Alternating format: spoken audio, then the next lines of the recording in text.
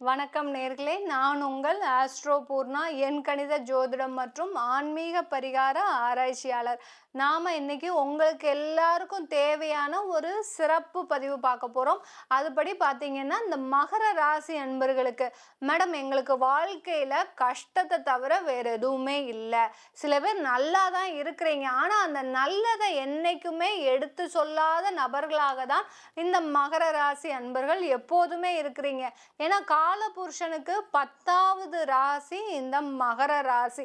மகர ராசியில் இருக்கக்கூடிய அன்பர்கள் பார்த்தீங்கன்னா உத்திராடம் நட்சத்திர அன்பர்கள், திருவோணம் நட்சத்திர அன்பர்கள், அவிட்ட நட்சத்திர அன்பர்கள். இந்த 3 ராசி அன்பர்களும் இருக்கிறீங்க. அதாவது சூரியன், சந்திரன், அடுத்து செவ்வாய், இந்த 3 கிரக ராசிகளும் இருக்கிறீங்க.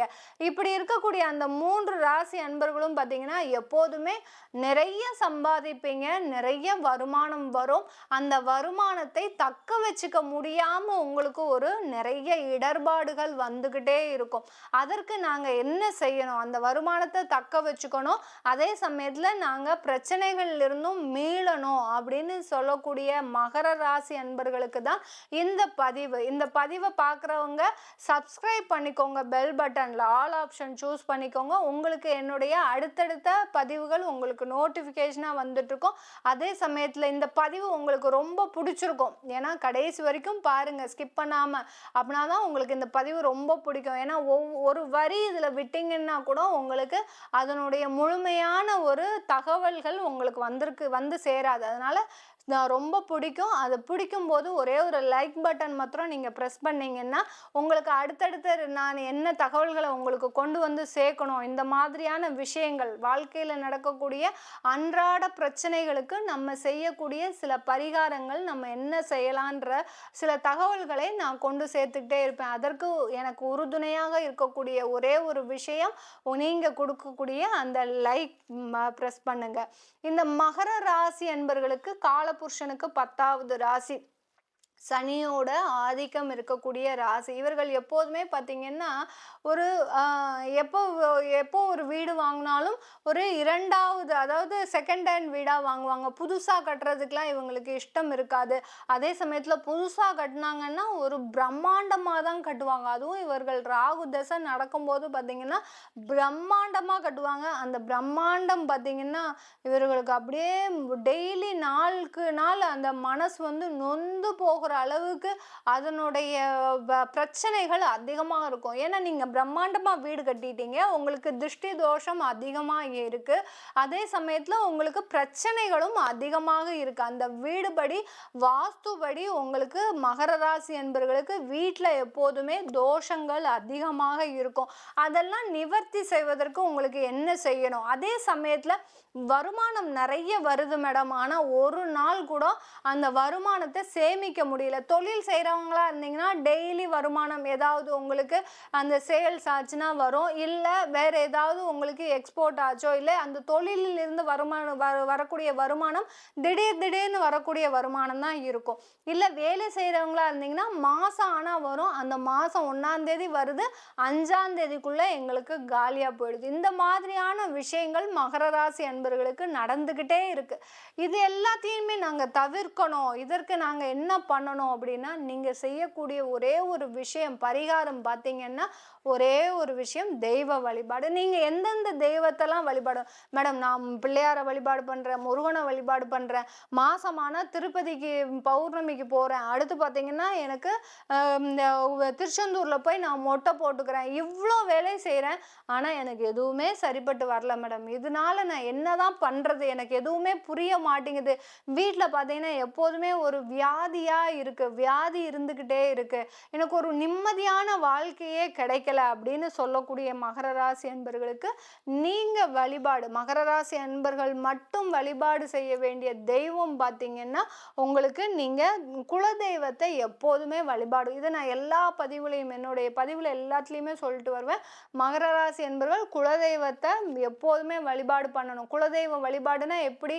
உங்களுடைய மரபுபடி உங்களுடைய முன்னோர்கள் என்ன பண்ணுனாங்களோ அந்த மாதிரியா வழிபாடு பண்ணணும். நான் குலதெய்வ வழிபாடு பண்றேன், வா நம்ம எல்லாருமா 4 பேர் சேர்ந்து போவோம், ஒரு 100 ரூபாய காசு கொடுப்போம், அப்படிலாம் இல்லை. உங்களுடைய மரபுப்படி அங்க கிடா வெட்டுறாங்கன்னா கிடா வெட்டிக்கோங்க, பொங்கல் வைக்கிறாங்கன்னா பொங்கல் செய்யுங்க. இல்லை அந்த குலதெய்வத்திற்கு சேலை இந்த மாதிரியான துணிமணிகள் எடுத்து கொடுக்கணும்னா துணிமணிகள் எடுத்து கொடுங்க. உங்களுடைய மரபு மாறாம செய்யறது தான் குலதெய்வ வழிபாடு. இந்த வழிபாடை எப்போதும் 6 மாசத்துக்கு ஒரு வாட்டி பண்ணிக்கிட்டே வாங்க. சில பேர் 6 மாசத்துக்கு ஒரு வாட்டி பண்ண முடியலையா, மாதம் மாதம் ஒரு பாக்ஸ் வச்சுக்கோங்க, அந்த பாக்ஸில் குலதெய்வம்னு எழுதி வச்சுக்கோங்க. அந்த குலதெய்வத்துக்கு மாதம் மாதம் உங்களால் முடிஞ்ச ஒரு தொகையை போட்டுகிட்டே வாங்க. இந்த மாதம் எனக்கு 100 ரூபா முடியுது, இந்த மாதம் எனக்கு ஒரு 200 ரூபா முடியுதுன்னு போட்டிங்கன்னா அந்த மாதம் உங்களுக்கு வருமானமும் அதிகரிச்சுக்கிட்டே இருக்கும். மாதம் மாதம் நீங்கள் எந்த அளவுக்கு வருமானத்தை அந்த குலதெய்வத்துக்குன்னு போடுறீங்களோ அந்த அளவுக்கு வருமானமும் அதிகமாகிக்கிட்டே இருக்கும். அடுத்து நீங்கள் செய்ய வேண்டிய அந்த மாதிரி ஒரு குலதெய்வ வழிபாடு செஞ்சுக்கணும்.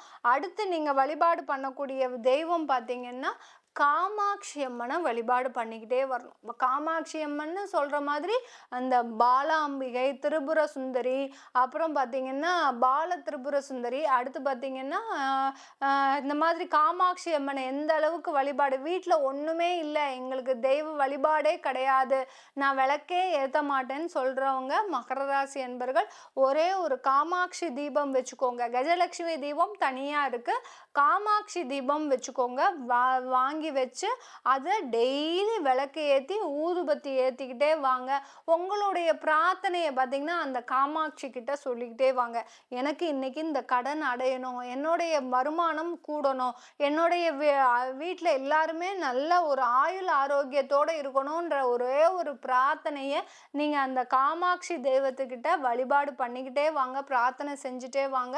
உங்களுக்கு ஒரு நல்ல ஒரு முன்னேற்றம் அதுலேயே தெரிய வரும். அது இல்லாமல் நீங்கள் செய்ய வேண்டிய இன்னொரு வழிபாடு பார்த்தீங்கன்னா முருகன் வழிபாடு. முருகன் வழிபாடு எந்த அளவுக்கு அதிகமாக பண்ணுறீங்களோ அந்த அளவுக்கு உங்கள் வீட்டில் பார்த்தீங்கன்னா திருஷ்டி தோஷமே இருக்காது. முருகன் வழிபாடு திருஷ்டி தோஷத்துக்கு, காமாட்சி வழிபாடு பணம் அதிகமாக வருவதற்கு, அதாவது வருமானம் அதிகமாக வருவதற்கு, அடுத்து பார்த்தீங்கன்னா குலதெய்வ வழிபாடு உங்களுடைய சந்ததிகள் நிலையாக ஒரு வருமானத்தோட எந்த விதமான ஒரு தோஷமும் இன்றி வாழ்வதற்கு தான் இந்த 3 தெய்வ வழிபாடும் மகர ராசி அன்பர்கள் செஞ்சுக்கிட்டே வரணும். முருகன் வழிபாடு பண்ணுறவங்க பார்த்தீங்கன்னா வீட்லேயே நீங்கள் முருகன் வழிபாடு பண்ணலாம்.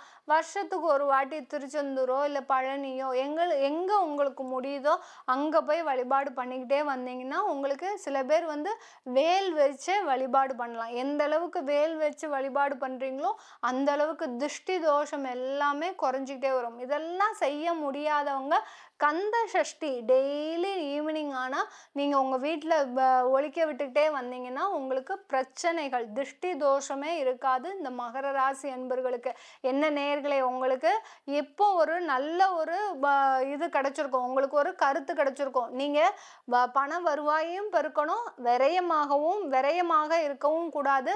அதே சமயத்தில் உங்களுடைய சந்ததிகளும் நிலைத்து வாழ்வதற்கு நம்ம இந்த 3 வழிபாடும் செஞ்சுக்கிட்டீங்கன்னாலே போகிறோம்.